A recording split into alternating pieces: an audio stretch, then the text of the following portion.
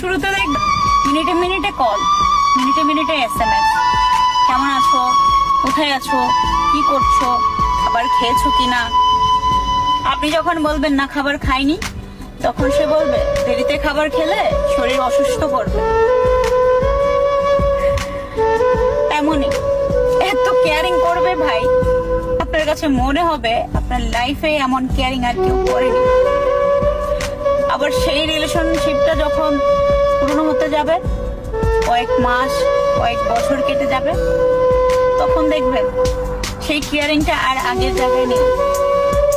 আপনি তাকে যখন ফোন বা SMS করবেন, বলবে পরে কথা বলছি, SMS এর রিপ্লাইটা আর সাথে সাথে আসতেছে না, বলবে ব্যস্ত ছিলাম, একটা কাজ ছিল, অনেক বিজি ছিলাম।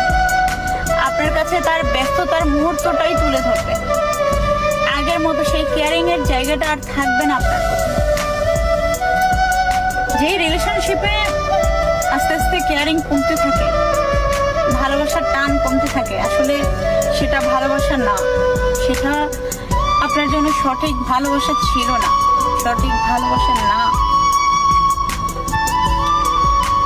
ভালোবাসা হওয়া উচিত এমন, যার সাথে আপনার পুরো লাইফ কেটে গেল, তার প্রতি আপনার কেয়ারিং, টান, ভালোবাসা, আবেগ, ভালোবাসা কোনোটাই কমতি থাকবে না।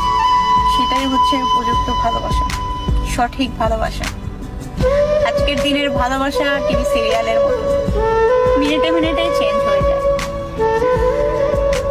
ভালোবাসা যদি বাঁচতেই হয় ভালোবাসার মতো, প্রিয় মানুষটাকে খুন করার মজা আলাদা, যেটা সবাই করতে পারে না। আপনি যদি আপনার প্রিয় মানুষটাকে খুন করতে চান, তাহলে এক মায়া, যত্ন, ভালোবাসা, অবহেলা, এই চারটা জিনিস করে একটা মানুষকে আপনি ছেড়ে দেন, দেখবেন সে আপনার পিছনে পাগলের মতো ঘুরবে, আর আপনি তাকে ছাগলের মতো অবহেলা করবেন। দেখবেন একটা সময় সে নিজে চাইবে তার জীবনটা দিয়ে দিতে। আমার এখনো মনে আছে, সে যখন আমাকে ব্লক করেছিল, আমার মনে হয়েছিল কে যেন আমাকে জিন্দা দাফন করে দিয়েছে। যেই মেয়েটা আমি দেশ ছেড়ে চলে আসার আগে সে আমাকে বুকে জড়িয়ে কান্না করেছিল, আমি ভেবেছিলাম সে আমাকে অসম্ভব ভালোবাসে। আমি জানতাম না সে এই জিনিসগুলোতে অভ্যস্ত ছিল। আমি যখন তার কাছ থেকে দূরে চলে আসি, তখনই জানতে পারি সে আমাকে ভালোবাসেনি।